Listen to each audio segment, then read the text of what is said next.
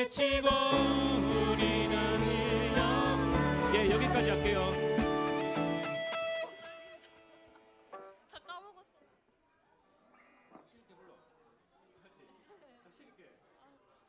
너희들이 아무리 크게 해도 생각하는 것만큼은 안 들려. 그러니까 자신 있게 크게 불러. 아니 너무 떨려가지고 이러고. 나손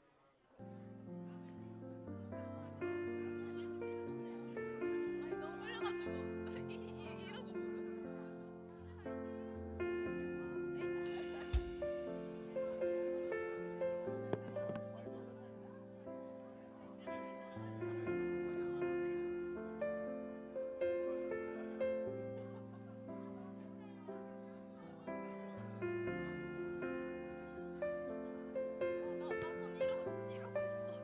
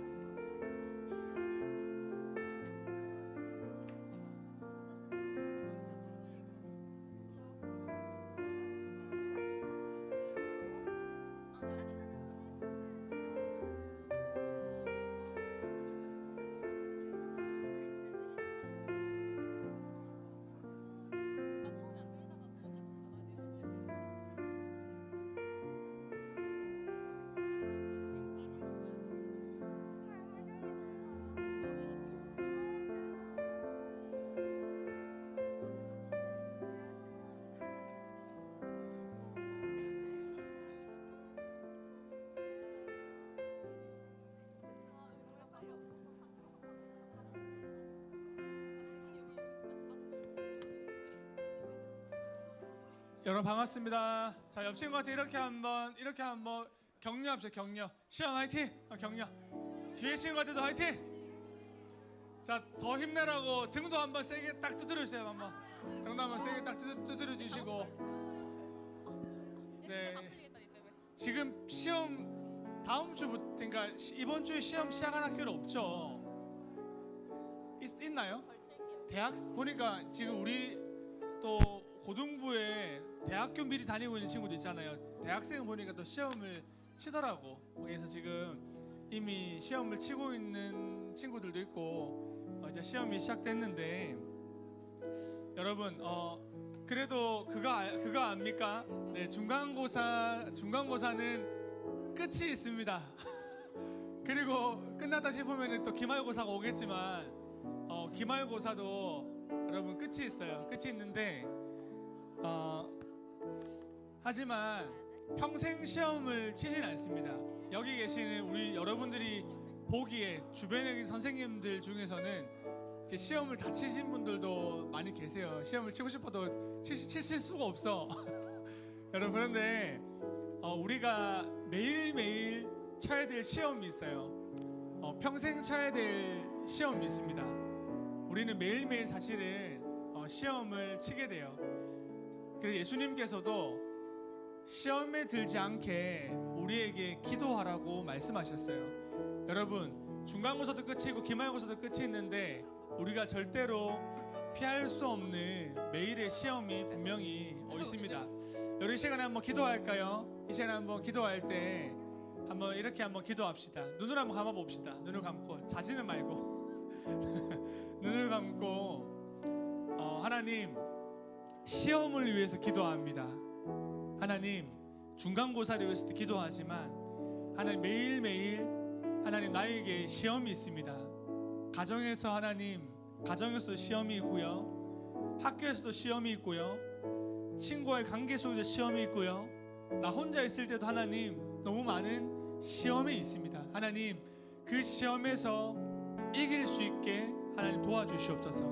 이 시험을 날마다 잘 치러낼 수 있게 하나님 도와주십시오라고 우리 시간, 우리 시험에 들지 않기 위해 기도하라고 말씀하셨던 그 예수님 말씀 순종해서 우리 함께 주 한 배치고 함께 기도하겠습니다. 주여. 하나님, 이 시간 기도합니다. 우리 귀한 친구들 한 사람 한 사람, 하나님, 중간고사 기간입니다. 하나님, 기간 동안 시험 잘 치를 수 있게 하나님 그 지혜도 주시고, 하나님 또 체력도 하나님 지켜주시고, 모든 환경들 지켜주셔서 시험 잘 치를 수 있게 하나님 도와주시옵소서. 하나님, 그런데 그 시험뿐만 아니라 매일매일 우리에게 있는 그 시험들, 매일매일 하나님 사탄이 우리에게 끊임없이 우리를 넘어뜨리려고 하는 그 시험들, 하나님 그 시험에 들지 않기 위해서 날마다 주님 기도하게 하여 주시옵소서. 그 시험을 이겨낼 수 있게 하여 주시옵소서.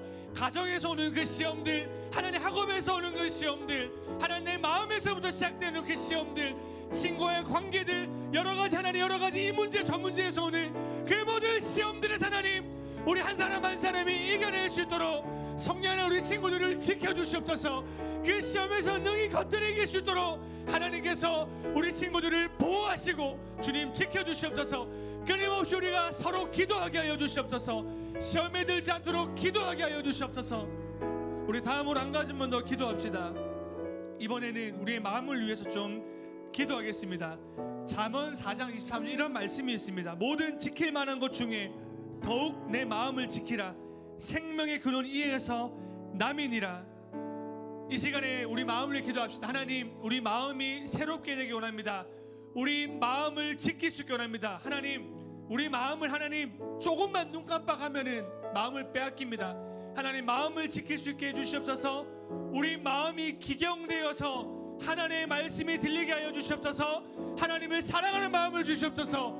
우리 마음에 하나님 기준이 명확하게, 하나님 말씀으로 기준이 명확하게 세워지게 달라고, 우리 마음을 지켜달라고 우리 시간 한 번 더 주 앞에 주여 기도하겠습니다. 주여, 하나님 우리 마음을 지키게 하여 주시옵소서.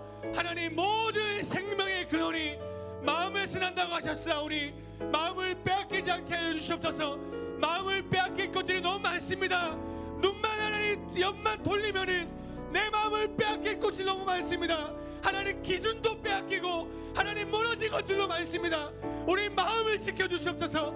우리 마음을 기경해 주셔서 성령님의 마음을 변화시켜 주셔서 하나님의 말씀이 들리게 하시고 하나님의 말씀으로 기준이 세워지게 하시고, 그래서 하나님, 우리 하나님 한 사람 한 사람 마음이 하나님을 향할 수 있도록 주여 도와주시옵소서. 마음에서부터 하나님의 생명이 우리 친구들의 마음에, 우리 마음에 흘러넘칠 수 있도록 성령님 변화시켜 주시옵소서. 주님 감사합니다. 하나님 감사합니다.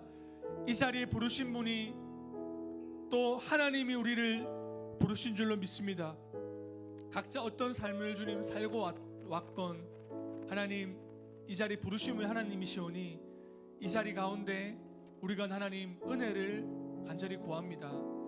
하나님, 매일의 시험에 이길 수 있도록 하나님 기도하게 하여 주시고, 나 혼자 기도하기 어려울 때가 많지만 그렇기 때문에 서로 함께 기도할 수 있도록, 그래서 하나님 그 시험을 이길 수 있도록 붙들어 주시고, 또 하나님 당장에 눈에 보이는 또 중간고사가 또 있습니다. 하나님 끝까지 이 시험 잘 치를 수 있도록 우리 친구들에게 힘 주시고 지혜도 주시옵소서. 그리고 하나님 마음을 지키게 하시고 오늘 또 마음을 잘 지켜서 하나님의 말씀이 우리 마음에 심겨지고 우리에게 기준이 되는 시간 될 수 있도록 성령님 역사하여 주시옵소서. 감사드리며 예수님 이름으로 기도드립니다. 아멘.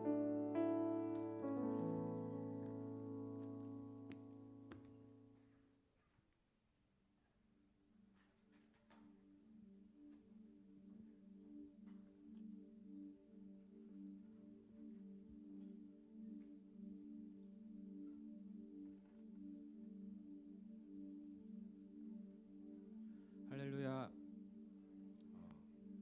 시험 기간이죠.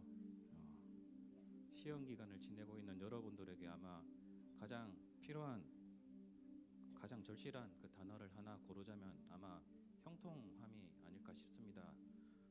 그런데 성경에서 이야기하는 형통함의 의미는 그 모든 것이 잘 되어진다라는 그런 사전적인 의미와는 좀 다르게 이야기하고 있는데요.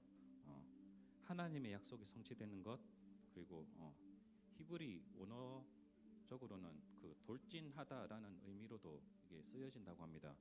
이 단어가 아이러니하게 쓰여지는 그 시점이 언제냐면 요셉이 노예로 팔려갔을 때 이 단어가 쓰여졌고요. 그리고 보디발의 아내로부터 파렴치한으로 몰려서 억울하게 종살이를 하게 될 때 그때 이 단어가 쓰여졌다고 합니다. 즉 하나님의 약속은 아무리 큰 장애가 있어도 그것을 들고 막힘없이 앞을 향해 나아간다. 이것을 형통함이라고 성경은 이야기하는 것이죠.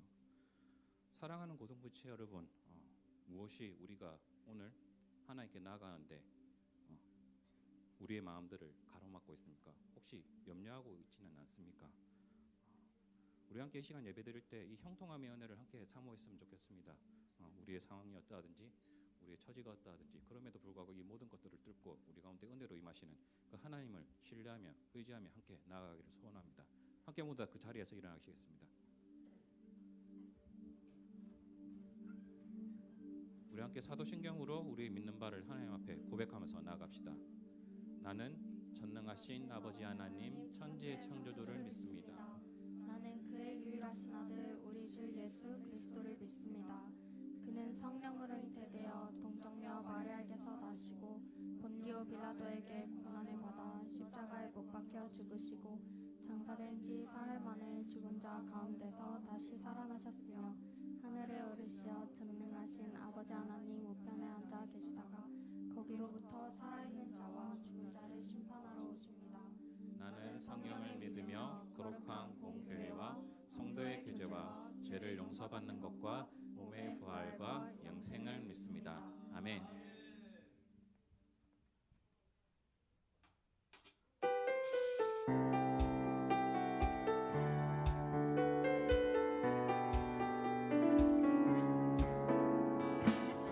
나의 연약한 믿음을 사용하시는 주님을 의지하며 나아갑시다. 내게 대단한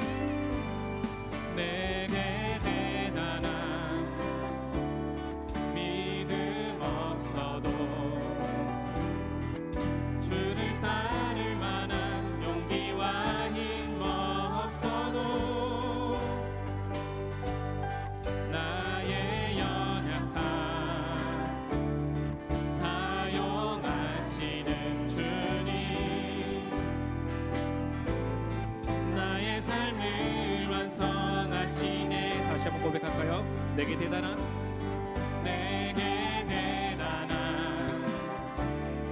믿음 없어도 주를 따를 만한 용기와 힘 없어도 나의 연약함 사용하시는 주님 나의 삶을 완성하시네. 모든 생활 속에 주와 동행하네. 말하지 않아도 나의 마음을 아시네. 날 위해 보이신 사랑이 오늘도 나를 살게 하시네. 나를 이끄시는 주님만 따라가네.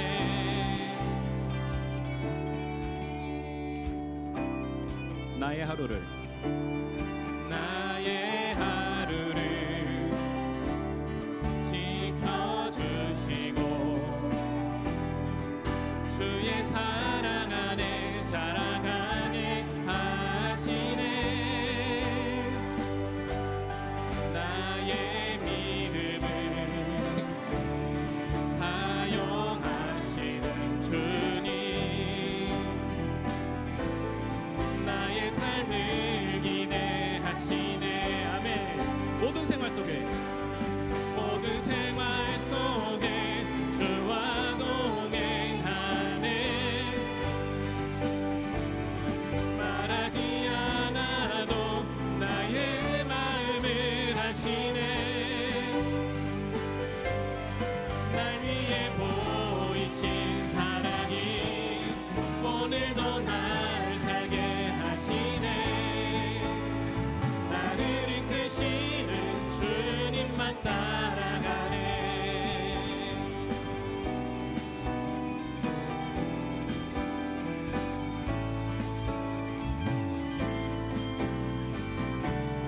우리 함께 믿음으로 고백하며 나아갑시다. 모든 생활 속에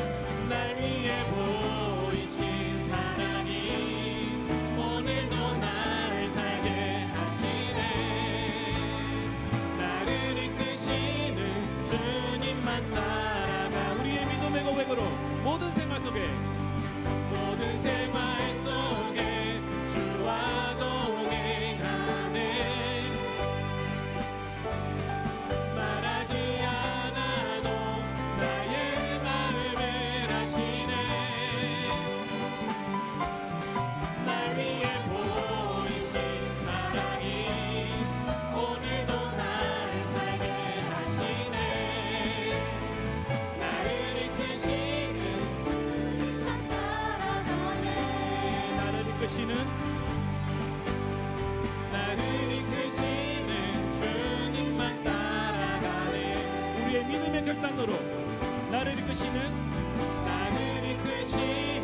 주님만 따라가네. 지금도 그 사랑으로 나를 이끄시는 주님께 감사 영광의 박수를 올려드립시다.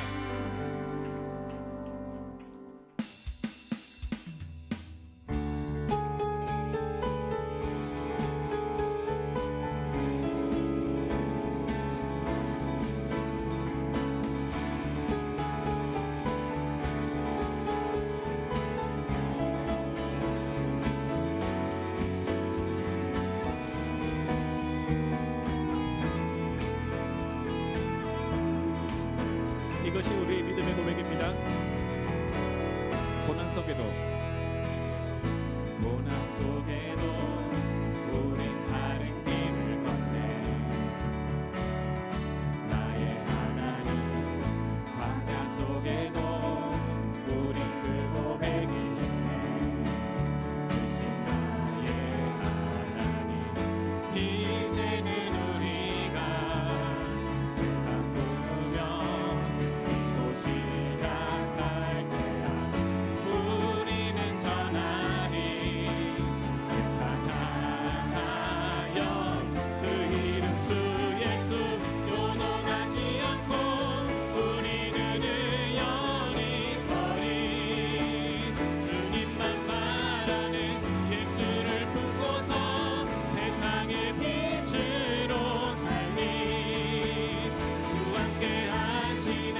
고난을 헤치고 우리는 힘껏 나가리 주 인도하시네. 그 역사하심은 결단코 끊어지지 않네. 주 이름 찬양해.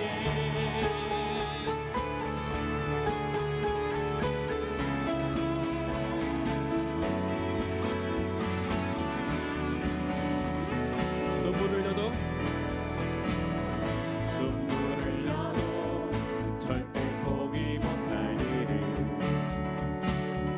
나의 하나님 시간 속에서 우릴 빚어가는 그는 크신 나의 하나님 이제는 우리가 세상 부으며 기도 시작할 때라 우리는 전하리 세상 향하여 그 이름 주 예수 요동하지 않고 우리는 의연히 서리 주님만 바라네. 예수를 품고서 세상의 빛으로 살리 주 함께 고난을 지고 우리는 힘껏 나가리 주 인도하시네. 그 역사하심은 결단코 끊어지지 않네. 주 이름 찬양해.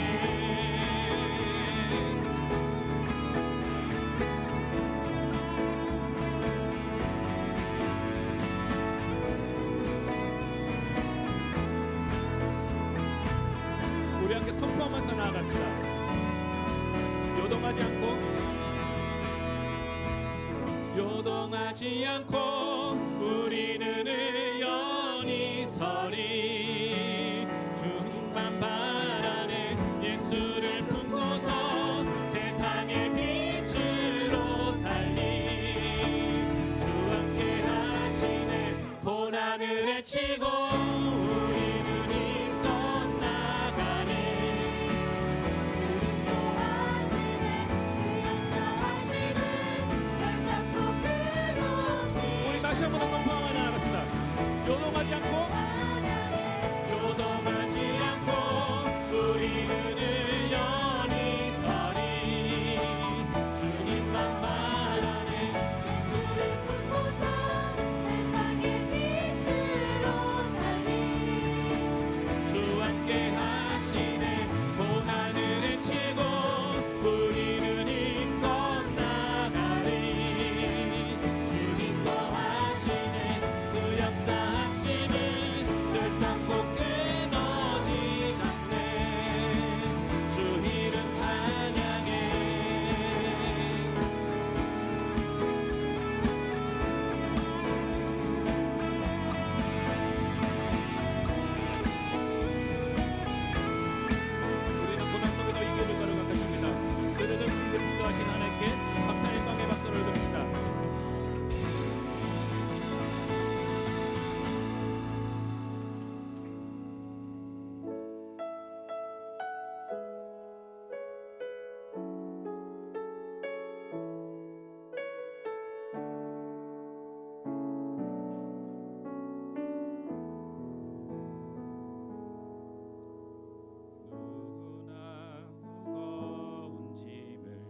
지고 가는 길 아무도 끝을 알 수 없네. 사랑의 노래는 점점 희미해지고 내일의 두려움 넘치지만 나는 오늘도 가네.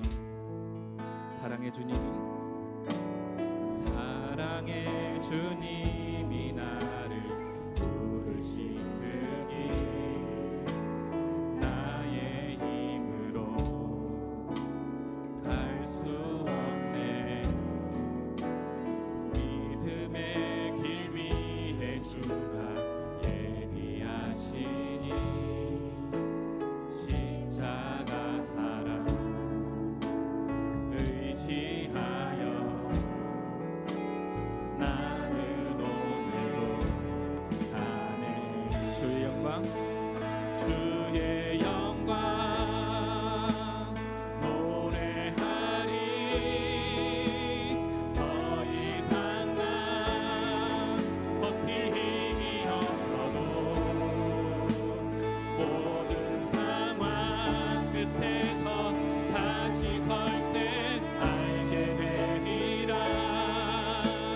크고 넓은 여호와 하나님 주의 영광 바라보리. 만군의 주 크신 나의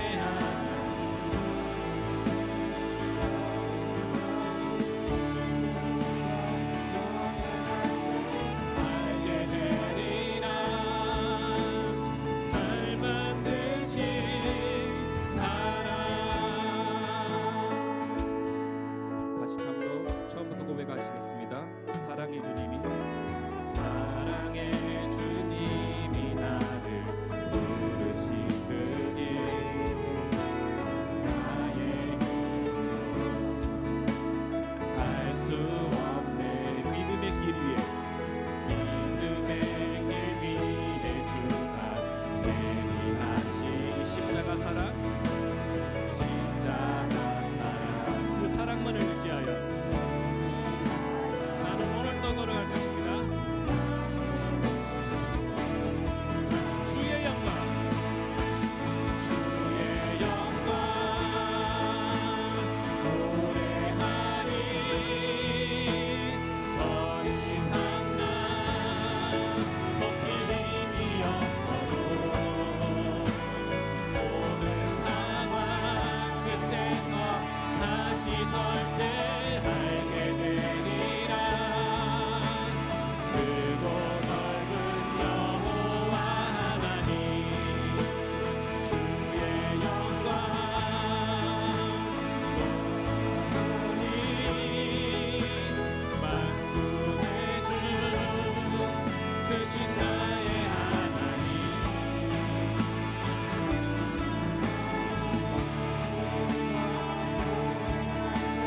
알게 되리라. 날 만드신 우리 다시 한 번 더 믿음의 노래 고백하며 나아갑시다. 주의 영광, 주의 영광 노래하리. 더 이상 난 버틸 힘이 없어도 모든 상황 끝에서 다시 설 때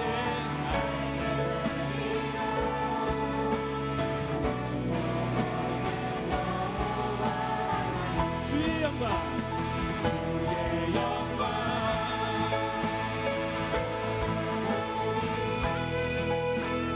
만군의 주 크신 나의 하나님 전능하신 주님과 동행할 때 알게 되리라. 날 만드신 주 말씀을 향하여, 주 말씀 향하여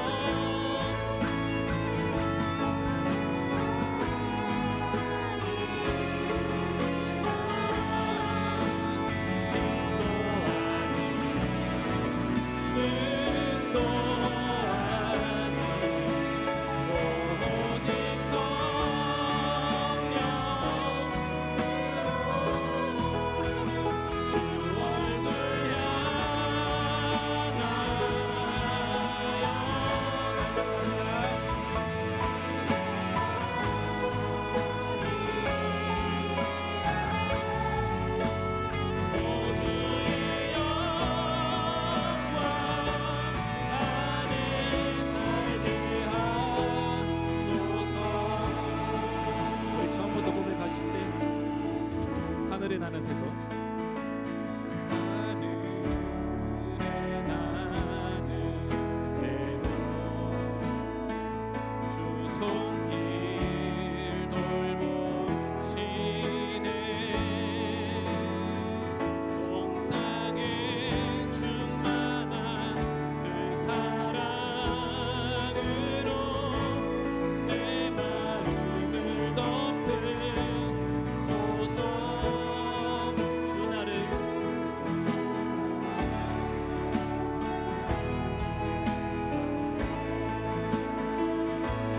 주의 영광 위해 모든 사람 이끄소서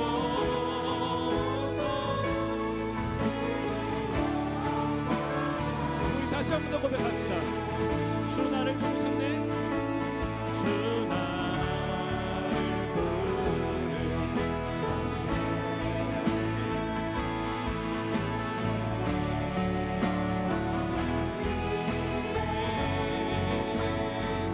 모든 사람 이끄소서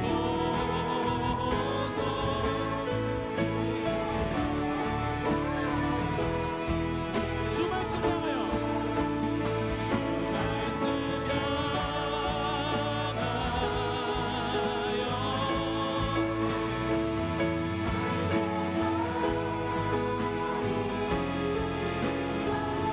우리의 힘도 아니 우리의 눈도 아니 오직 성령으로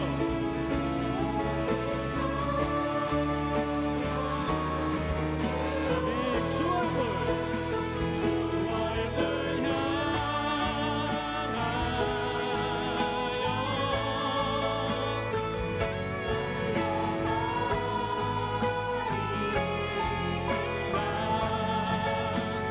오주의 영광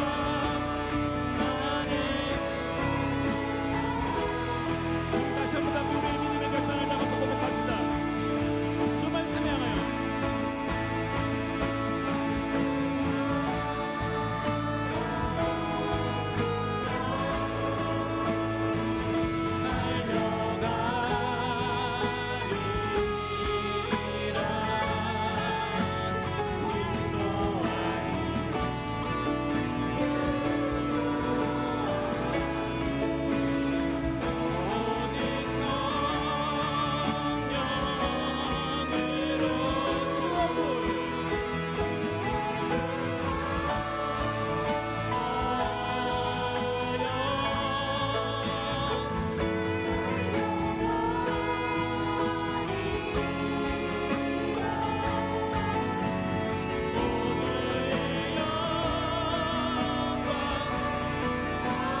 오주의 영광 안에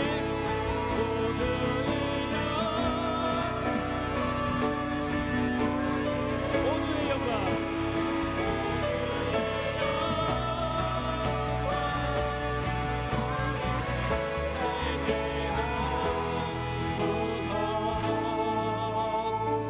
우리 시간 함께 기도하실 때 주님 상황과 환경에 매몰되어 하나님을 바라보지 못하는 나의 연약함을 불쌍히 여겨 주시옵소서. 내게 대단한 믿음이 없다 할지라도 가시적인 하나님의 일하심이 보이지 않는다 할지라도 모든 상황 끝에 계시는 주님을 믿음의 눈으로 바라보게 하시어 변함없이 주 말씀을 향해 달려가는 우리의 매일의 삶이 되게 하여 주시옵소서. 오늘 예배를 통해 그 결단이 다시 한 번 더 새롭게 되어지는 은혜를 우리 가운데 허락하여 주시옵소서. 함께 기도하면서 나아가시겠습니다. 기도합시다.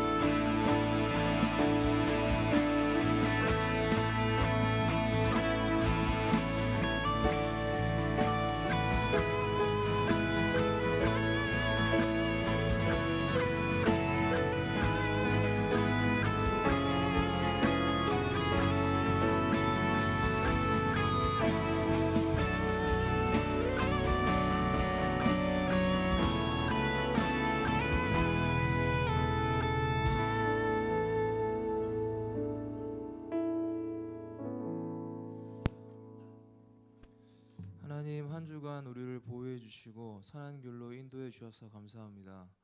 지나온 시간 속에서 때로는 상처받고 힘든 일 때문에 하나님이 보여지지 않고 느껴지지 않을 때가 많지만 하나님은 여전히 우리와 함께 하시고 우리를 사랑하시는 분임을 기억하게 하여 주시옵소서.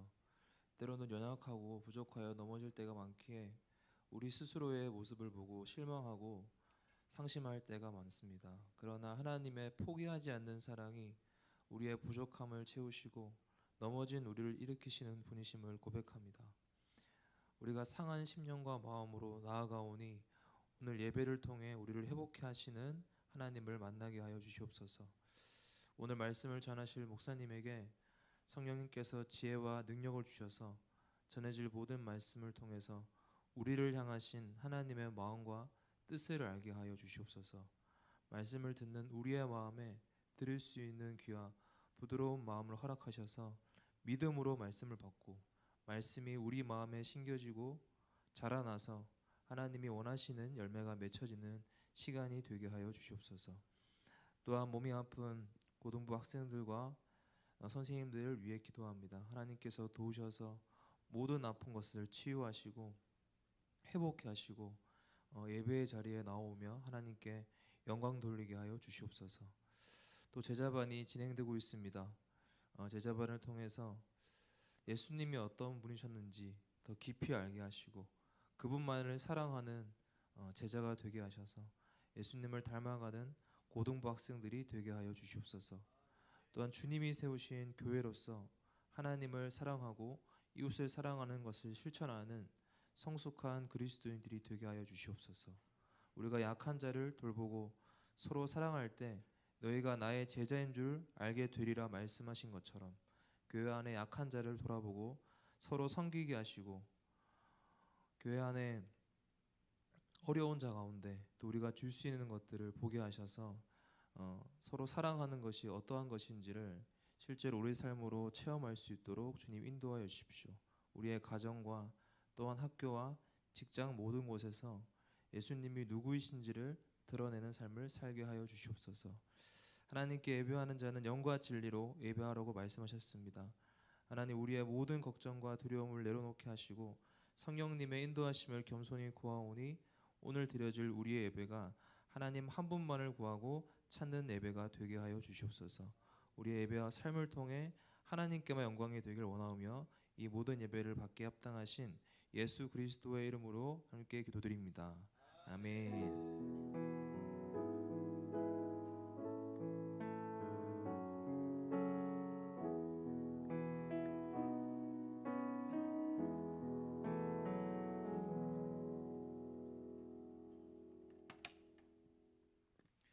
우리가 이미 하나님의 기쁨인 줄 믿습니다. 아멘. 이렇게 말씀 볼까요? 누가복음입니다. 7장 18절에서 30절 말씀입니다.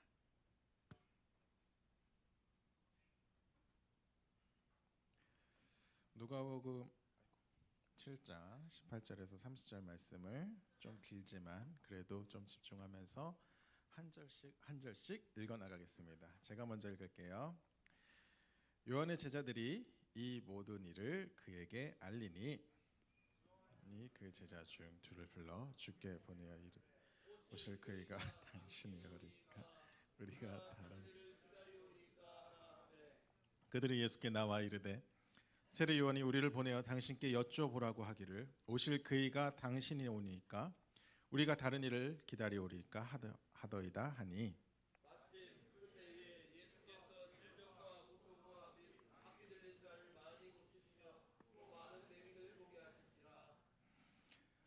예수께서 대답하여 이르시되 너희가 가서 보고 들은 것을 요한에게 알리되 맹인이 보며 못 걷는 사람이 걸으며 나병 환자가 깨끗함을 받으며 귀먹은 사람이 들으며 죽은 자가 살아나며 가난한 자에게 복음이 전파된다 하라. 누구든지 나로 말미암아 실족하지 아니한 자는 복이 있다. 요한이 보낸 자가 떠난 후에 예수께서 무리에게 요한에 대하여 말씀하시되 너희가 무엇을 보려고 광야에 나갔더냐? 바람에 흔들리는 갈대냐? 그러면 너희가 무엇을 보려고 부드러운 옷 입은 사람이냐? 보라 화려한 자치하게 지내는 자는 왕궁에 이르리라. 그러면 너희가 무엇을 보려고 나갔더냐? 선지자냐? 옳다. 내가 너희에게 이르노니 선지자보다 훌륭한 자니라.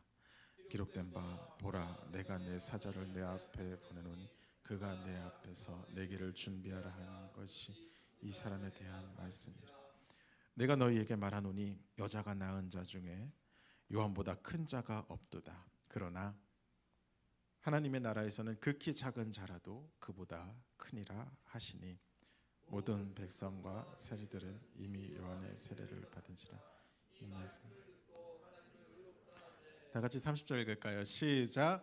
바리새인과 율법조사들은 그의 세례를 받지 아니하므로 그들 자신을 위한 하나님의 뜻을 저버리니라. 아멘. 오늘 말씀에 은혜가 있었으면 좋겠습니다. 아멘. 고마워요. 이제 시험 기간이라 많이 정신이 없을 텐데 그럼에도 여러분이 이 자리에 있다는 것 자체가 하나님의 그 무엇보다 하나님을 가장 우선시한다는 하나의 증거가 아닌가 싶습니다. 부디 원하건대 여러분이 육신뿐만 아니라 여러분의 영도 이 자리에 있어서 하나님을 함께 바라보면 참 좋겠습니다. 지난주에 예수님께서 백부장이 종을 고치시면서 그 믿음을 칭찬하신 그 내용에 대해서 배워봤습니다. 기억나실까요? 네, 맞습니다. 기억이 납니다. 나야 돼요. 백부장이 왜인지는 모르지만 유대 문화에 굉장히 익숙한 모습을 보여줬죠. 그리고 그냥 익숙할 뿐만 아니라 존중하면서 그것까지 지켜나가는 모습까지 보여줬습니다. 그냥 단순히 그들을 잘 다스리기 위해서 친화 정책을 사용한 게 아니라 그 지식을 바탕으로 하나님 뜻대로 살기 위해서 실제로 그렇게 살아간 사람이 그렇게 살지 않아도 되는데도 불구하고 그렇게 살아간 사람이 바로 이 백부장이라고 말씀을 드렸죠. 당시 바리새인들과 종교 지도자들은 예수님을 메시아로 받아들이지 않으면서 예수님이 명령하신 것을 거부하고 자기의 교리를 세워나가기에 바빴습니다. 그런데 이런 상황 속에서도 그는 이방인이지만 오히려 유대인들의 율법을 잘 습득하여 또 그 율법이 가르치는 예수 그리스도를 받아들이고 그분을 고백하는 단계까지 나가서 그래서 당신이 나를 만나지 않고 명령만 하시면 이 모든 것들이 다 해결될 수 있습니다라는 아주 귀한 고백까지 하게 됩니다. 그렇기 때문에 예수님께서는 그를 칭찬하셨죠. 그런데 이 본문은 단순히 이러한 믿음이 좋은 믿음이다 요 정도만을 설명하기 위한 본문이 아니라고 말씀을 드렸습니다. 어떤 의미가 있죠? 비교되는 한 또 다른 무리가 있다고 말씀을 드렸습니다. 그것은 바로 예수님께 그 백부장의 요청을 대신 전달해 주려고 나타났던 장로들이었다고 말씀을 드렸어요. 이 장로들 뭐가 다릅니까? 예수님을 잘 따르는 백부장을 도와줘야 한다라고 말을 했는데 뭐 그게 잘못된 말은 아니잖아요. 뭐가 다른가? 그 백부장을 도와줘야 하는 명확한 이유를 설명하고 있는 게 다르다라고 말씀을 드렸어요. 어떤 의미냐? 그러니까 백부장은 이 본문을 보면 이 전의 본문을 보면은 그가 왜 그렇게 행동했는지에 대한 원인이 나타나지 않아요. 일부러 숨겼는지 아니면 알 수 없는지 그것은 지금 우리가 알 수 없지만 어쨌든 이유가 나오지 않아요. 그런데 명확히 또 그때 상황과 그때 환경을 생각해 보면 그가 그것을 따를 이유가 없다는 것도 분명하죠. 그런데도 행했어요. 그런데 이 장로들은 명확한 이유가 있었고 그래야만 하는 당의를 세워서 거기에 따라서 행동을 합니다. 이 사람이 우리에게 굉장히 우리를 사랑하는 사람이고 이것이 우리에게 도움이 되기 때문에 그에게 잘해주는 것은 곧 우리에게 잘해주는 겁니다. 그러니까 당신이 이 사람을 도와줘야 합니다 라고 이야기한 거죠. 뭐 그게 뭐가 잘못됐나요? 잘못되지 않았어요. 믿음의 관점에서는 좀 말이 다릅니다. 우리가 생각하기에 어떠한 명확한 이유가 있고 그에 따라서 활동하는 것은 당연한 것이고 잘하는 것이라고 할 수 있겠지만 믿음의 관점에서 보면 명확한 이유만 찾고 그거에 따라서 행동하는 것을 믿음이라고 말하지 않아요. 성경은 무엇이라고 말합니까? 명확한 원인이 없다 할지라도 응당 그것을 받아들이고 해야 되기 때문에 하는 것, 혹시 그것을 하지 말아야 할 이유가 있다 할지라도 날 거부한다 할지라도 그래도 믿음의 행동을 하는 것이 진짜 믿음이요 하나님께 인정받는 믿음이라고 성경은 이야기하고 있는 겁니다. 그래서 어떤 일이 일어나느냐? 칭찬받을 뿐만 아니라 이제 복음의 방향이 전환됐다고 말씀드렸죠. 이전에는 예수님을 원래 믿어야 했던 유대인들을 통하여 세상에 그 모든 복음이 전파되어야 되는데 예수님께서 돌이키시고 이제 이방인들의 믿음을 칭찬하시면서 그것이 반대로 흘러갈 거라고 이야기합니다. 이제부터 하나님의 일들이 너희의 중심으로 가는 것이 아니라 믿음다운 믿음을 선포하고 고백하고 그대로 행한 이들을 통하여 이루어질 것이다 라고 말씀하신 것이죠. 진짜 하나님 나라의 중심이 되고 싶고 그분의 뜻에 합당하게 살고 싶으면 하나님과 더욱더 매일 가까워지는 사람은 그 사람은 원인을 찾는 사람이 아닙니다. 그렇게 행동할 납득할 이유가 없다 할지라도 그래도 그래야 할 이유가 있겠거니 하고 순종하고 나아가는 그런 사람, 하나님께서는 그런 사람을 더 찾으시면서 더 하나님과 더욱더 매일매일 가까워지게 하죠. 내가 왜 그대로 살아야 되죠? 내가 왜 믿음을 지켜야 되죠? 내가 왜 말씀 따라 살아야 가죠? 그렇게 이유를 찾는 사람은 하지 말아야 할 이유만 수만 가지를 찾게 될 겁니다. 그런 사람은 하나님 뜻대로 살 수가 없어요. 그런 사람은 구원받은 걸 부정할 필요는 없겠지만 하나님의 나라에서 중심에서 점점 벗어나 주변인이 되고 맙니다. 그러한 자에게 하나님께서는 큰 일을 맡기시지 않죠. 어떤 게 더 귀한 삶이라고 여러분 생각합니까? 다시 한번 여러분의 우선순위가 명확해지는 시간이 되었길 간절히 소망합니다. 그리고 나서 오늘의 배경이죠. 오늘 먼저 이제 말씀을 읽진 않았는데 세례 요한의 이야기 전에 어떤 이야기가 있었냐면 예수님께서 어느 한 과부의 죽은 아들을 살려주시는 그 사건이 일어납니다. 성경책 있는 친구들은 위에 보면은 그 내용이 있다는 걸 알 거예요. 성경책 다 덮었어요. 예, 그렇죠? 예, 근데 그 제목만 봐도 알 거예요. 죽은 과부의 아들을 살린 예수님의 이야기가 나온다는 걸 알고 있습니다. 예수님께서 나인성에 가셨을 때 이런 일이 일어났습니다. 누가복음 7장 12절 함께 읽어볼까요? 자, 띄워주시고요. 시작 읽어봅니다. 시작. 성문에 가까이 이르실 때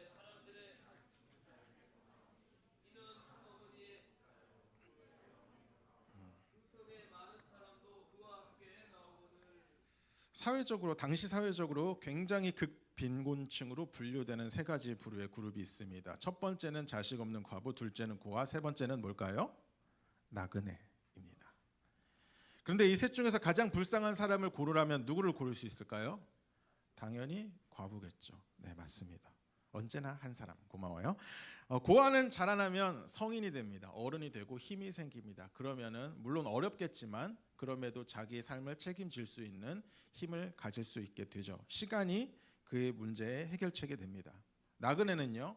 나그네도 외롭고 힘들겠죠. 하지만 본향이 있습니다. 자기 고향으로 돌아가면은 그래도 삶이 나아지리라는 소망을 가질 수 있습니다. 과부는요. 그런 게 없죠.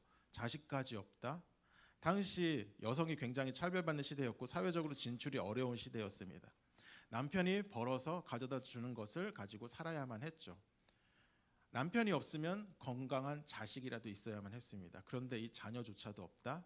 그냥 자녀만 없는 게 아니라 내일을 보장받지 못하는 인생이라는 의미예요. 굉장히 사회적으로 점점 더 다른 부류의 사람들은 고아나 나그네는 더 나은 내일을 바라볼 수 있지만 이 사람에게 있어서는 더 나은 내일은 존재하지 않습니다. 더 나빠질 내일만 바라볼 수밖에 없는 그런 존재가 바로 이 과부인 거죠. 이 과부가 하나뿐인 아들을 잃어버렸다고 합니다. 아들을 잃은 것도 아주 슬프지만 인생이 송두리째 다 날아간 거나 마찬가지예요. 물론 아들이 죽은 것이 너무 슬퍼서 앞으로의 인생이 어떻게 흘러갈지 그것에 대해서 그때 그 자리에서 생각할 겨를은 없었을 겁니다. 그런데 시간이 지나고 그 슬픔이 익숙해질 무렵 어떤 일이 일어날까요? 자신이 살아가야 한 하루하루의 그 무게가 이전보다는 비교할 수 없을 정도로 굉장히 무거워졌다는 것을 알게 될 겁니다. 그리고 그 마음은 점점 더 참담해질 거죠. 그것을 예수님께서 두고 보실 수 없었던 겁니다. 그래서 가까이 가시고 그 관에 손을 대시고 그의 아들을 일으켜 살려주십니다. 때로는 이 백부장처럼 바라보지 않았는데 그럼에도 불구하고 예수님께서 먼저 다가와서 은혜를 베푸시는 경우도 있는 것 같습니다. 이것은 그것을 보여주는 거예요. 믿음을 고백해서 훌륭한 믿음을 인정받은 자가 주님의 은혜를 얻을 때도 있지만 반대로 하나님께 바라지도 못하고 그저 인생의 깊은 한숨, 슬픔과 좌절을 그 좌절의 한숨을 쉬었을 뿐인데 그것을 기도로 하시고 들어주시는 예수님이 우리 곁에 있다. 이것을 통해서 우리가 예수님의 은혜가 얼마나 큰지를 깨달았으면 좋겠습니다. 그런데 좀 더 이 본문을, 이 전의 본문을 자세히 보면은 이 과부가 그래도 예수님께 이러한 실제적으로 예수님께 바라지는 않았지만 그의 삶이 굉장히 예수님께 인정받을 만한 그런 삶이라는 것을 알 수 있어요. 왜냐하면 그 아들이 죽었을 때 그 성에 많은 사람이, 본문 보이죠? 그 성에 몇몇 사람이 아니라 많은 사람도 그와 함께 하였다라고 본문이 이야기하고 있기 때문입니다. 여러분 이 말 혹시 아세요? 정승집 개가 죽으면 정승집 문지방이 닳아 없어지도록 문상객들이 문정성시를 이루지만 정승집 개가 아니라 이제 정승이 죽으면 개미 한 마리도 얼씬하지 않는다. 어떤 의미인지 아세요? 대충 어떤 느낌인지 알겠죠? 뭔가 유익을 얻을 것 같으면 그 사람에게 굉장히 가까이 가는 게 사람이지만 뭔가 얻을 게 없으면 진짜 그 사람이 슬퍼해야 할 때 함께하지 않는 것이 보통 사람의 본성이라는 그런 말에서 이런 말이 쓰입니다. 그러니까 사람이 뭔가 건질 게 있어야 이제 함께 해야 되잖아요. 그런데 그런 게 없으면 보통 사람들은 남아있지 않아요. 그런데 사람들이 이 과부에게 뭘 얻을 수 있겠습니까? 이 과부에 대해 어떤 물질적 유익이나 뭐 어떤 도움을 받을 수 있었을까요? 그들이 거기에 있는 것은 그 과부로부터 뭔가 얻기를 기대하면서 있는 게 아니라 진짜 그 슬픔에 동참하고자 그 자리에 있는 거죠. 그러니까 어떤 것을 유추할 수 있죠? 성경이 이야기하고 있지만 그의 삶이 비록 과부가 어려운 삶이었지만 모든 사람에게 인색하거나 아니면 더 치사한 그런 인생을 산 것이 아니라 오히려 베풀면서 친절하고 남에게 사랑을 베풀 줄 아는 그런 삶을 살았다라는 것 정도는 조금만 생각하면 알 수 있는 부분이죠. 예수님께 인정받을 만한 그러한 삶을 충분히 살아내고 있었다. 하나님 뜻대로 이미 사는 사람이었다라고 이야기를 하고 있는 겁니다. 가난하다고 다 착한 것이 아니에요. 궁핍하기 때문에 더 궁색하고 공격적이며 치사해지는 사람이 있습니다. 인품은 물질에서 나온다라는 소리도 있잖아요. 실제로 보면은 이제 어느 정도 넉넉한 사람들은 그래도 어느 정도 손해가 일어나면 그거에 대해서 아유 뭐 그럴 수 있죠 이러면서 쉽게 넘어가는 걸 봐요. 하지만 정말 부족한 사람들, 정말 힘든 사람들은 자기 것 하나에 대해서 조금이라도 뭔가 손상이 가면 굉장히 격렬하게 반응하고 공격하는 경우가 많습니다. 이해는 할 만해요. 저도 없어봐서 압니다. 저도 100원, 200원 차이로 삼각김밥을 먹어야 되나 한 줄 김밥을 먹어야 되나 그런 기로에 섰을 때 그 100원 하나가 굉장히 아쉽고 제가 굉장히 분노하던 게 뭔 줄 알아요? 교회에서 지각했을 때 벌금으로 500원 걷는 게 제일 분노했었습니다. 어떻게 그걸 거둘 수 있지? 저 500원이 없으면 나는 하루를 굶을 수도 있는데 이러면서 저는 굉장히 공격적이었고 굉장히 힘들었던 남을 힘들게 했던 그런 사람이었죠. 그렇지 않을 수 있었던 것은 인간의 힘으로 되는 게 아닙니다. 하나님의 뜻을 따라서 하나님을 믿고 의지하면서 살았기 때문에 이러한 넉넉함이 있는 거죠. 그렇기 때문에 그의 한숨이 그의 기도가 될 수 있는 겁니다. 하나님의 그냥 운다고 그냥 처절하게 울부짖는다고 그 모든 것들이 다 하나님 보시기에 불쌍히 여김 받으면서 하나님께 상달되는 게 아니에요. 그래도 내가 그럴 수 없는 상황 가운데서 그렇지 못한 환경이라 할지라도 하나님 바라보면서 살아가는 그 사람의 눈물은 그 사람의 한숨은 하나님이 그에게 하나님을 바라보지 못한다 할지라도 그 힘이 없어서 고개를 하나님께 들지 못한다 할지라도 하나님께서 먼저 찾아가셔서 위로해 주시는 역사가 일어납니다. 그런 역사가 일어날 거라는 그 예수님의 사랑과 은혜의 성격을 이 본문 말씀이 이야기해 주고 있는 겁니다. 그런데 더 나아가서 한 가지 더 의미가 있습니다. 그게 뭐냐면 예수님께서 이제 과부의 아들을 살리셨잖아요. 사실 이 클리셰라고 하죠. 이러한 과부의 하나뿐인 아들을 살리는 클리셰는 당시 유대인에게 있어서 굉장히 익숙한 클리셰였습니다. 굉장히 익숙한 스토리였다고요. 왜냐하면 과거 선지자 시대 때 가장 유명하고 가장 위대했던 일을 했던 그 선지자들이 이와 똑같은 일을 했기 때문이죠. 누굴까요? 엘로 시작합니다. 맞습니다. 엘리야. 그리고 한 명 더 엘리.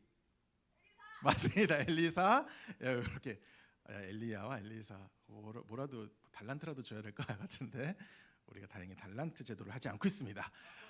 중요한 건 그러한 선지자가 실제로 과부의 아들을 고쳐주는 그런 위대한 일을 했었죠. 그게 그 사람들에게는 굉장히 익숙한 스토리였어요. 그런데 예수님께서 그것을 똑같이 그들 앞에서 한 겁니다. 그럼 그들이 어떤 느낌이 들까요?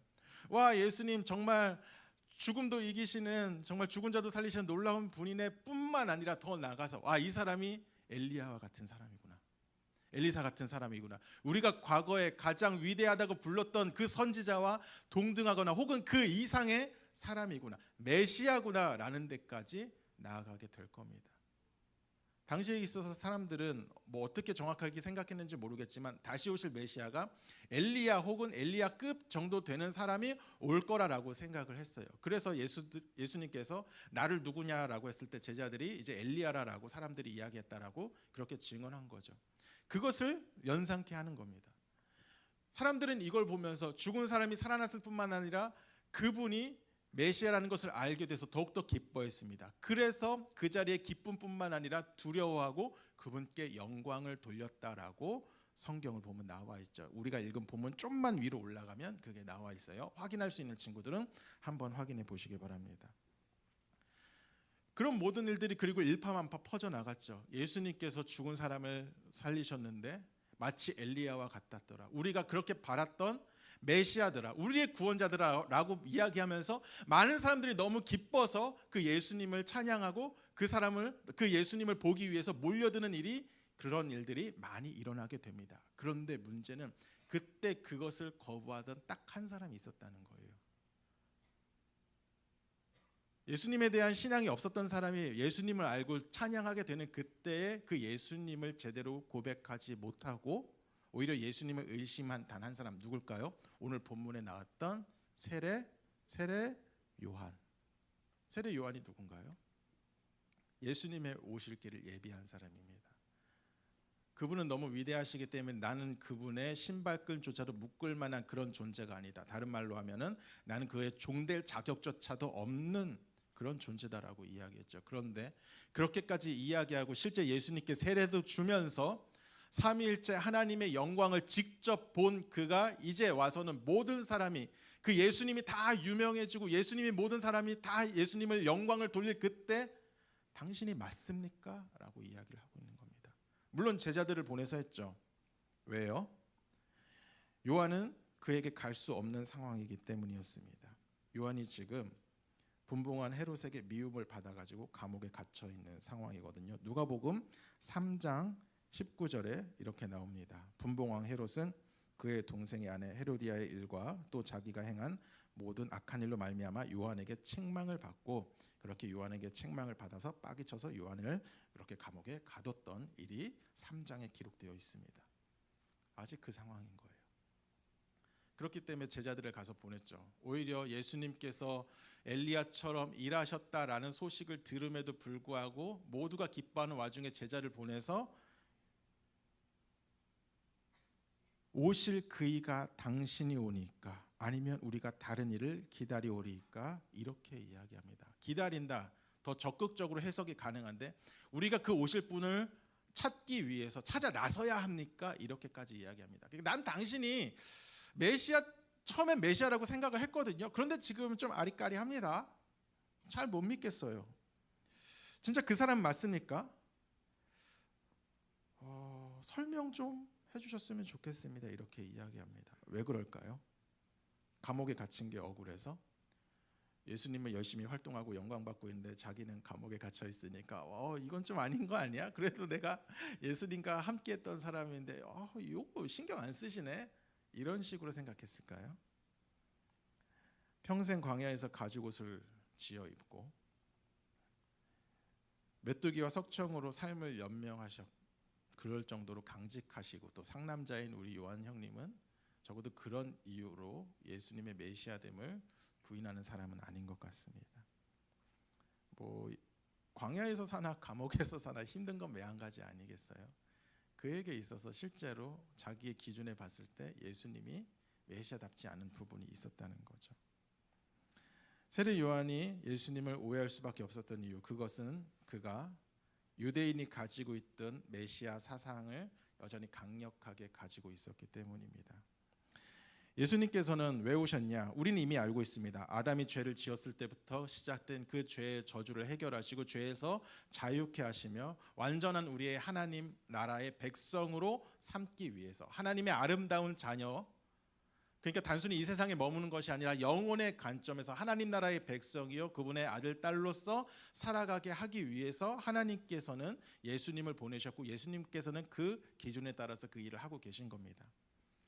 세례 요한이 이를 완전히 몰랐던 건 아니나, 그렇지만 세례 요한은 그럼에도 불구하고 이전에 선지자들이 가지고 있던, 당시 유대인들이 가지고 있던 메시아 사상에 깊이 심취한 사람이었어요. 어떤 방식이냐?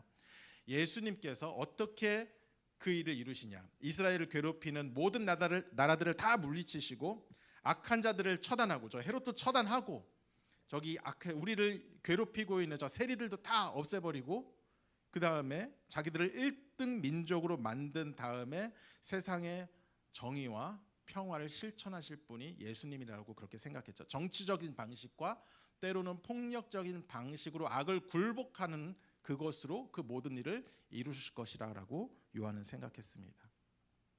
그런데 예수님의 활동이 어떻죠? 헤롯은 여전히 살아있죠. 그가 무너질 기미가 보이지 않아요. 예수님의 제자 중에 누가 있죠? 세리가 있어요. 악하다고 손가락질 받는 사람이 있습니다. 자신의 처지는 나아질 기미가 보이지 않고, 이 감옥이 무너지고 진리가 바로 설 때 내가 바로 그 옆자리에 있어야 되는데 그럴 상황이 보이지 않고 언제 죽을지 모르는 그런 상황이 있는 거예요. 그렇기 때문에 의심이 갈 수밖에 없죠. 예수님께서 이렇게 활동을 하셔야 되는데 왜 그렇게 하지 않을까라는 마음이 든 겁니다. 그런 요한에게 예수님께서 어떻게 대답하셨을까요? 누가복음 7장 22절의 말씀을 같이 또박또박 읽어보겠습니다. 시작.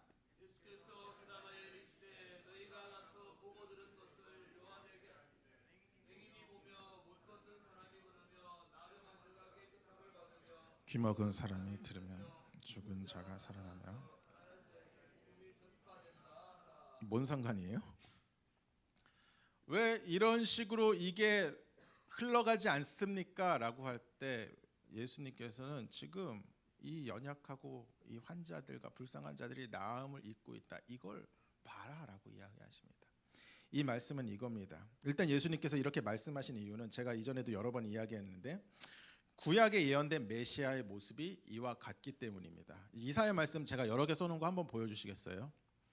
이게 다 읽지는 않을게요. 그런데 이것도 일부만 가져온 건데, 예수님께서 이제 이사야서에서 예수님의 메시아됨을 선포될 때 메시아에 대해서 이런 모습으로 올 거다라고 이야기를 합니다. 못 듣는 사람이 책의 말을 들을 것이며 어둡고 캄캄한 데서 맹인이 눈을 볼 것이다. 또 맹인의 눈이 밝을 것이다. 사람의 귀가 열릴 것이고, 또 저는 잔 사슴같이 뛸 것이고, 말 못하는 혀는 노래하고, 광야에서 물이 솟겠고, 뭐 등등 이제 눈먼 자들이 또 밝혀지고, 이제 흑암이 있는 자들은 나오게 되는, 가난한 자, 불쌍한 자들이 회복되게 되는 일들을 하신 분으로서 올 것이다라고 이사야서가 이야기했죠. 그러니까 이걸 생각나게 하신 거예요.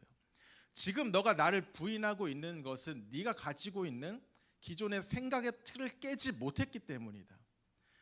성경의 방식대로 다시 날 바라보면은 나의 메시아됨을 인정할 수 있는데, 너의 익숙한 방식으로, 너의 방식으로 날 바라봤기 때문에 모든 사람이 나를 칭송하고 영광을 돌리는 이 와중에 너는 나를 거부하고 있는 것이다. 어떡하냐? 다시 그냥 이걸 보고 전해줘라라고 이야기하는 것은 그거예요. 다시 한번 이사야의 말씀, 네가 알고 있는 선지자의 말씀을 보고 그 방식대로 너의 삶의 틀에서 그걸 깨고 나와서 성경의 방식대로 다시 바라보기 시작해라라고 예수님께서 말씀을 하신 겁니다. 여러분은 이런 요한에 대해서 어떠한 생각이 듭니까? 와, 그도 어쩔 수 없네. 아무리 선지자지만 쉽게 넘어질 수 있는 그런 사람이구나. 이런 생각이 드세요? 당시 사람들 중에서는 그런 생각을 하는 사람이 종종 있었던 것 같습니다. 그래서 예수님께서는 거기서 말을 마치시지 않으시고 그 제자들을, 요한의 제자들을 보내신 다음에 여러 가지 이야기를 뒤에 이어서 하십니다. 어떤 이야기를 하셨나요? 왜 사람들이 광야에 나갔느냐? 흔들리는 갈대를 보려고? 아니지 않느냐? 먼저 이 말씀을 하십니다. 예수님께서 이 말씀을 하신 이유는 요한을 작게 이제 변호하시는 거예요. 요한이 작은 고난이 쉽게 흔들리는 그런 갈대와 같은 사람이더냐? 아니지 않느냐. 그런 사람이었으면 너희들이 보러 가지 않았을 것이다라고 말씀을 하십니다. 좋은 옷 입은 사람, 고운 옷 입은 사람을 보러 갔느냐? 그런 사람은 왕궁에나 있다. 너희가 그런 사람들을 보려고 광야에 가지 않았다라고 말씀을 하시죠. 요한이 좋은 옷이나 그러한 명예나 욕심으로 무너질 만한 그런 사람이 아니라는 것을 드러내는 겁니다. 그런 것을 처음부터 원하지도 않았고 그거의 유혹에 흔들려서 예수의 메시아됨을 부인할 사람, 그런 사람이 아니라고 이야기합니다. 그럼 또 예수님께서 무엇을 이야기하죠? 그럼 무엇을 보러 갔느냐? 선지자냐? 맞다. 그가 많은 사람들의 어떤 귀감이 되지 못하고 흠모할 만한 것이 없어도 그래도 많은 사람들이 찾은 이유는 단 한 가지, 그가 하나님의 말씀을 그대로 전하는 선지자이기 때문이다. 그래서 많은 사람들이 찾았다라고 이야기하시고 또 훌륭한 선지자라고 말씀하시면서 그 일을 아주 잘했다는 것까지 밝힙니다. 그런데 이 말은 그를 단순히 칭찬하기 위함이 아닙니다. 왜냐? 이게 어떤 말이냐면 예수님께서 모든 사람이 예수님을 칭송하고 영광 돌릴 때 홀로 예수님을 의심할 수밖에 없었던 이유가 바로 그가 그 선지자로 부름을 받았기 때문이다라고 이것을 밝히기 위함이었어요. 예수님을 의심하는 것이 그의 하나님이 부르신 직분과 긴밀하게 연결이 되어 있다는 거죠. 그래서 이렇게 이어서 이야기하죠. 누가복음 7장 28절 다 같이 읽어볼까요? 시작. 내가 너희에게 말하노니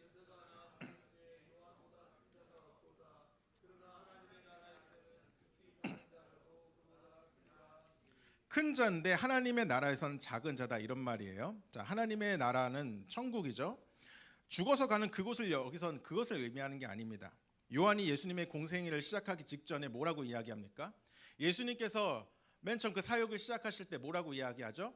회개하라. 뭐가 가까이 왔다?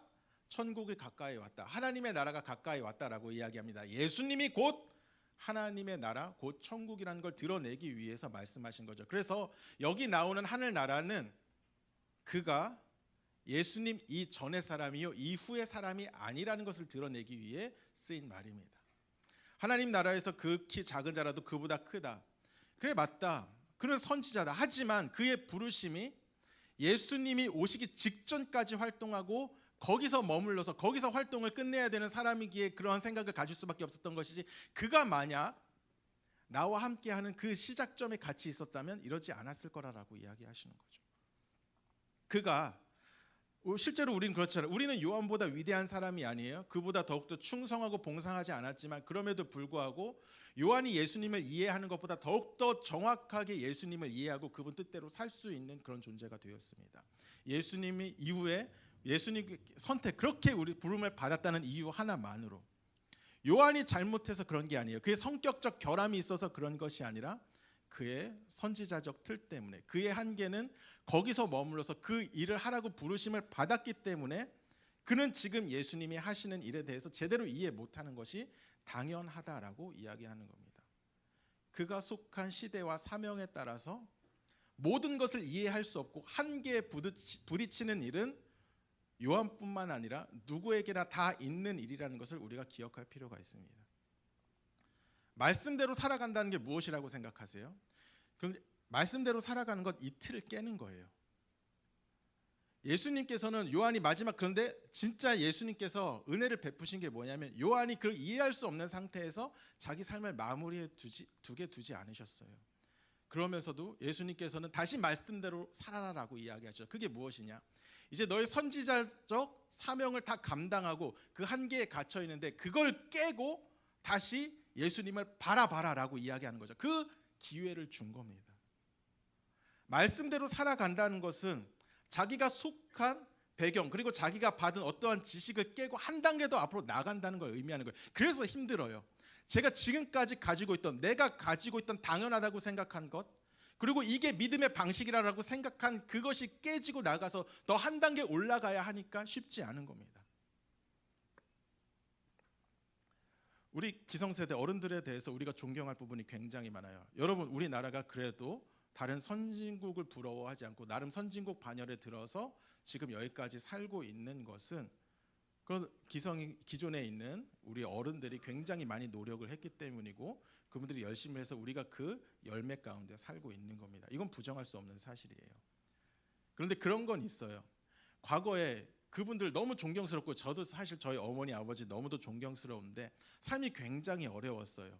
근데 그 삶이 우리보다 나았던 딱 하나 뭐냐면 사실 이렇게 부러워할 게 아닌데 딱 하나 그래도 지금보다 나은 게 뭐냐면 오늘보다 나은 내일을 쉽게 상상할 수 있다는 거죠. 그리고 그것은 너무도 쉬웠기 때문에 그 당시 기독교 캐치프레이즈가 뭐였냐면 비전과 꿈 이런 내용들이 많았습니다. 청소년 시기에 90년대 2000년 초만 해도 큰 꿈을 가져라. 물론 지금도 그런 말을 하긴 해요. 더 큰 꿈을 가지고 비전을 가지고 그것을 가지고 내일을 소망하면서 살아라. 그것이 세상 사람들이 내일을 이 정도 더 나아질 거라고 상상하는 게 당연하지만 우리는 더 큰 것을 꿈꾸면서 그것을 잡기 위해서 살아가야 된다라고 이야기를 합니다. 그리고 그때는 그게 맞는 것처럼 보였습니다. 그리고 맞습니다. 맞아요. 성경에도 그런 말이 있고 그것을 지켜나가는 것이 맞는데 그런데 그것이 어느 순간 통하기 힘든 시대가 됐습니다. 왜냐하면 우리나라가 저성장 시대가 됐잖아요.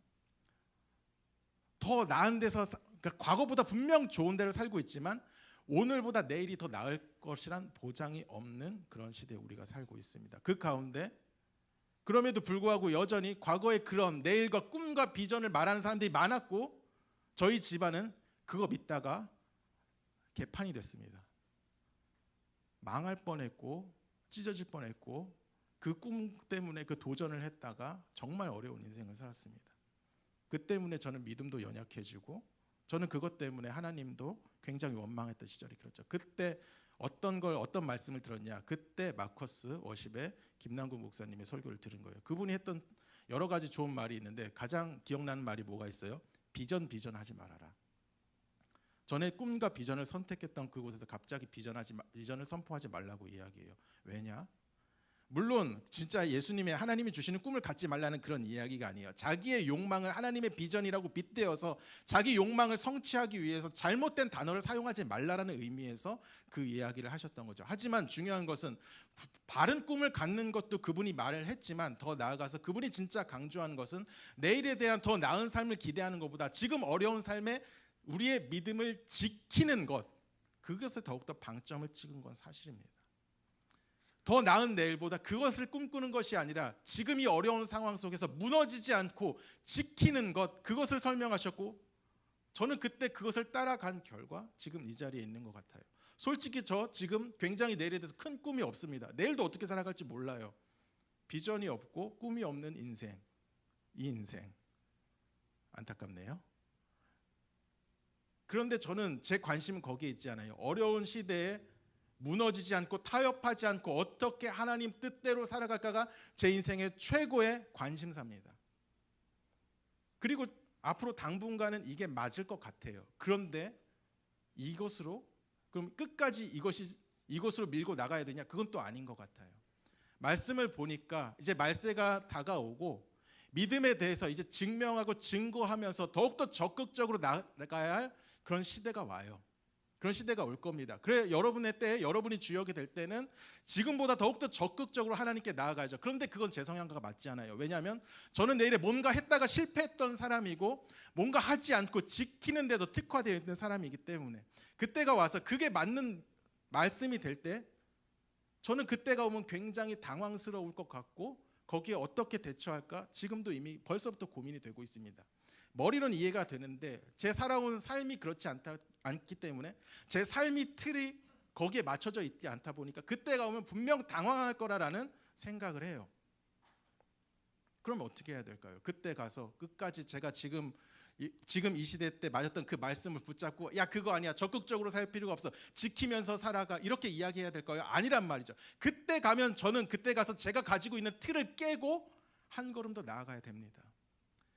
신앙을 가진 사람, 오래 가진 사람이 가장 안 좋아지는 게 뭐냐면 예전에 자기가 가지고 있던 자기가 예전에 누렸던 그 은혜, 그 내용 하나 가지고 끝까지 삶을 살아가려는 게 그게 가장 큰 부작용을 일으켜요. 그때 맞죠. 그런데 우리는 하나님의 복음이 무한한 데 비해 굉장히 한정된 인생을 살아갑니다. 그런데 그 복음의 발전 속도는 너무도 빨라요. 내 삶에 담아낼 수가 없습니다. 그런데 내 삶에 내가 그때 그 시점에 그게 그 내용의 은혜를 받았다고 해서 그걸 끝까지 주장하는 거 굉장히 큰 부작용을 일으킵니다. 저조차도 나중에 가면 제가 가지고 있는 틀을 깨부셔야만 할 때가 옵니다. 그리고 요한에게 그렇게 예수님께서 말씀을 하셨고 요한은 저는 그걸 성공했다고 봅니다. 여러분도 그 작업이 지금부터 사실 일어나고 있어요. 물론 여러분은 지금부터 새로 배워 나가는 상태이기 때문에 뭔가 갖춰진 틀이 없겠지만 아니요, 여러분은 고등학생쯤 되면 여러분이 가지고 있는 어느 정도의 생각과 철학이 있어요. 그럼 여러분이 말씀대로 살아간다면 어떤 일이 벌어지느냐? 계속 그걸 버려나가는 싸움이 일어납니다. 당연했던 것, 내가 이게 이득이라고 생각했던 것, 뭐 지금 시험 기간이다 지금 시험을 너무 지금 이 시간에 시간 낭비하지 말고 교회 나오지 말고 뭐 공부해야 된다 뭐 이런 생각 슬며시 드는 그런 생각들, 작게는 그것서부터 점점 나아가면서 그 생각의 틀이 깨지는 경험을 계속할 겁니다. 그리고 그것은 인생 막바지에 다다른 요한에게도 요구가 됐던 상황입니다. 이렇게 힘든 인생 뭐하러 살아요? 왜 그렇게 살아야 되죠? 그런데 유익이 있습니다. 뭐냐? 어떤 사람들은 요한이 감옥에 갇혀서 그대로 죽은 것 가지고 하나님을 이해할 수 없다라고 생각하는데 곰곰이 생각해 보니까 저는 그것이 바로 요한이 예수님을 이해한 증거라고 생각을 합니다. 요한이 감옥에 있었어요. 그리고 예수님의 이야기를 들었겠죠. 이건 제 상상입니다. 어떻게 이야기가 흘러갔을까요? 그 틀을 깼을 겁니다. 그리고 자기의 오는 죽음의 의미를 다르게 받아들였겠죠. 성경에 있는 방식대로. 예수님께서 어떠한 방식으로 죽으셨나요? 십자가에 달려 죽으셨습니다. 십자가에 달려 죽었다라는 것은 그 당시 사람들에게 보여지기에는 어떤 권력자의 변덕에 의하여 죽은 것과 비슷한 맥락이 있는 거예요.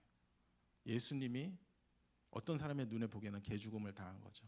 본디오 빌라도와 헤롯의 아니면 또 종교 지도자들의 그런 변덕심에 의하여 위기에 빠져가지고 허망하게 죽음을 당한 것처럼 보였습니다.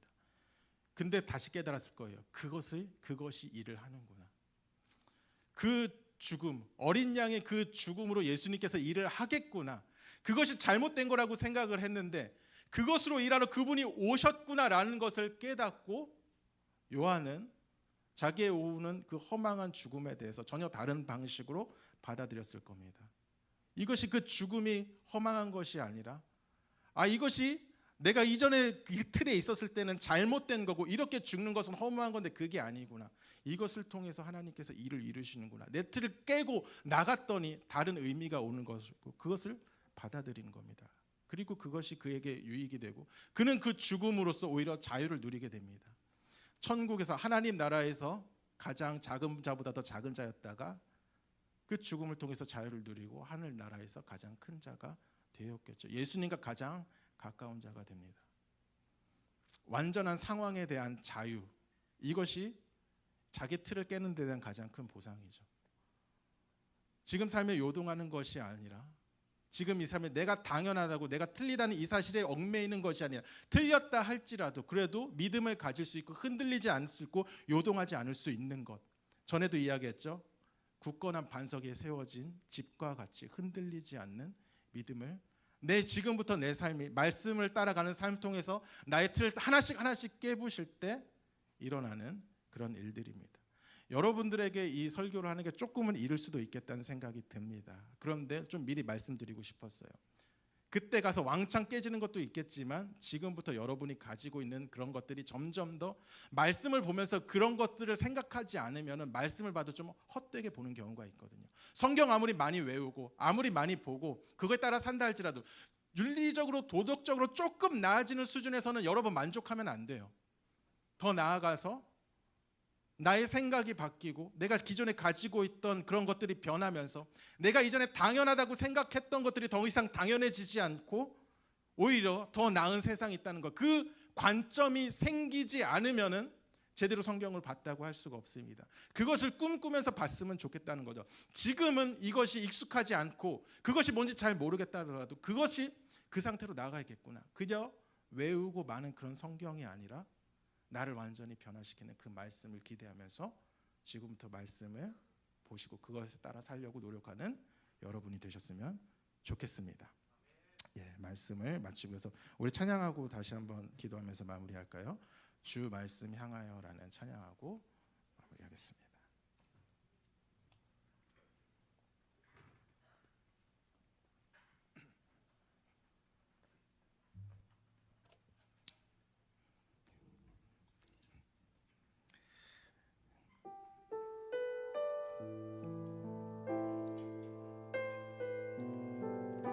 다시 한번 주님의 말씀을 사모합니다. 우리 함께 사모하는 마음으로 찬양할까요? 하늘에 나는 새도, 하늘에 나는 새도 주 손길 돌보시네. 온 땅에 충만한 주 사랑으로 내 마음을 덮이소서. 주 나를 부르셨네. 주의 영광 위에 모든 사랑 이끄소서. 주의 영광 이루네. 주 말씀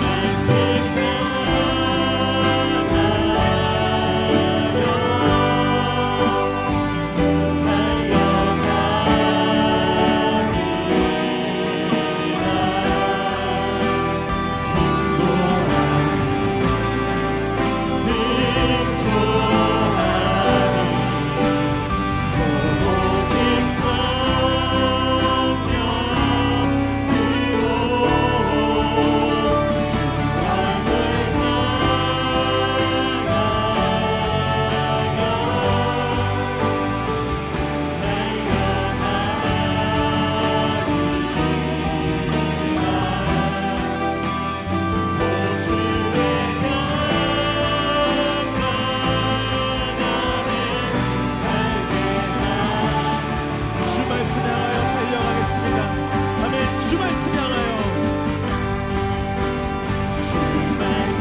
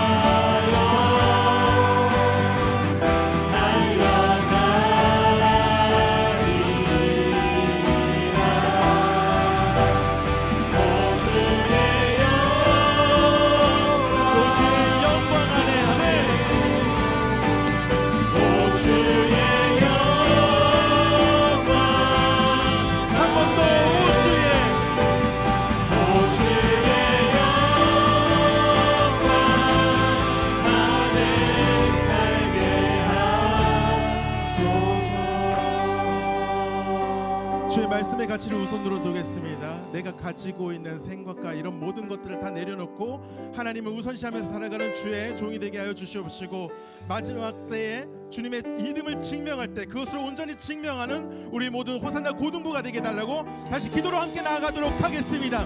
기도하겠습니다. 주여, 하나님 아버지, 다시 한번 말씀으로 살아간다는 것이 그 의미가 무엇인지를 알게 해주시니 감사합니다. 그것은 단순히 눈에도 눈으로 남들보다 좋은 게 아지는 것이 아니고 내가 가지고 있는 생각과 내가 가지고 있는 틀을 깨부시면서 아버지, 다시 한번 주님 뜻대로 주님의 관점을 맞추면서 나의 시점을 하나님께 두면서 나아가는 것임을 아버지 다시 한번 배웁니다. 하나님 아버지, 내가 가지고 있는 거 언제든지 내려놓을 준비가 되어 있지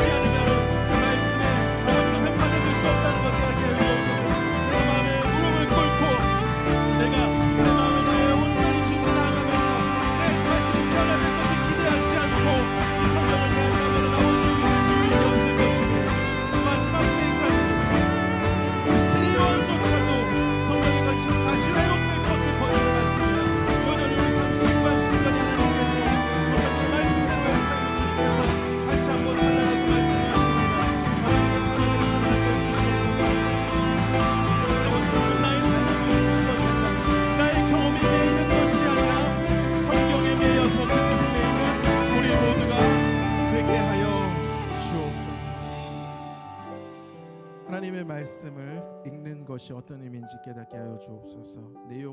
내용도 중요하지만 그것으로 인하여 주님과 더 가까이 가게 되며 정말 예수님처럼 변화될 내 자신을 꿈꾸면서 말씀을 바라볼 줄 아는 우리 모두가 되게 하여 주옵소서. 감사드리며 예수님의 이름으로 기도합니다. 우리 한 번 더 찬양하면서 우리가 준비한 예물 드립니다. 하늘의 날새도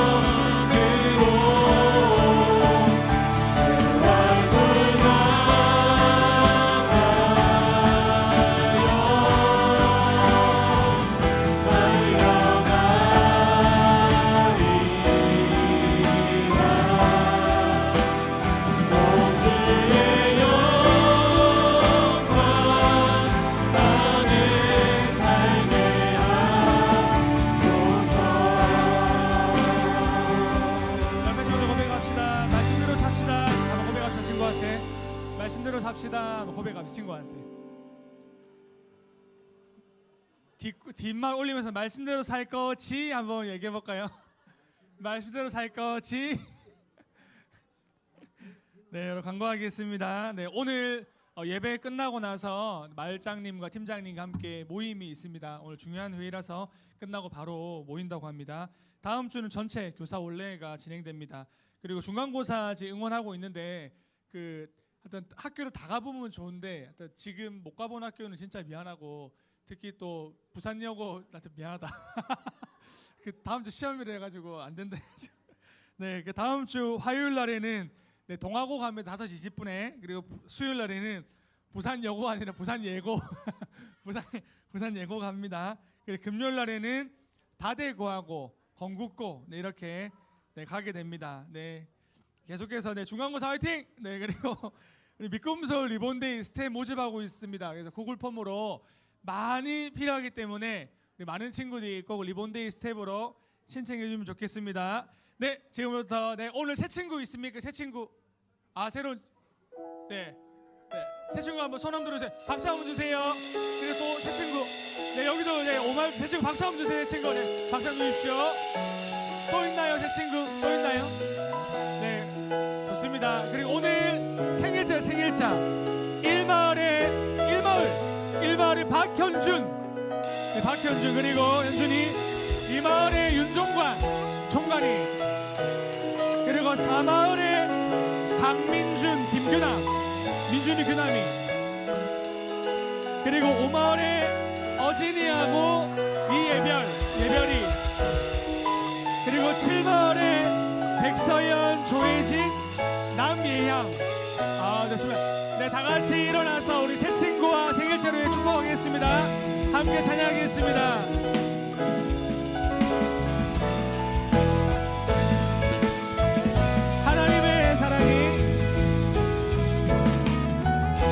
하나님의 사랑이 다시 내 삶 가운데 가득하기를 축복합니다. 하나님의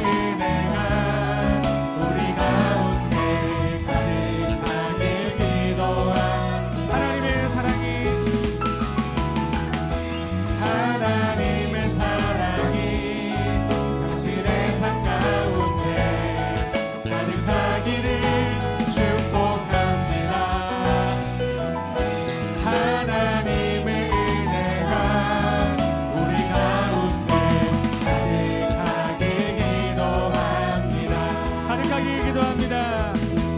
가득하길 기도합니다. 가득하길 기도합니다. 서로에게 박수합시다. 축복합니다. 기도할게요. 이제는 우리 주 예수 그리스도의 은혜와 하나님의 사랑과 성령님의 교통하심이 말씀을 따라 살기 위해 내 삶이 날마다 부서지는 걸 두려워하지 않는 모든 심령 위에 함께하길 간절히 축원하옵나이다. 아멘.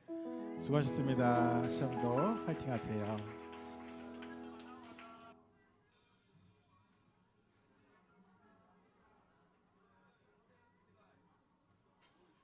주를 찾는 모든 자들이 주로 말미암아 기뻐하고 즐거워하게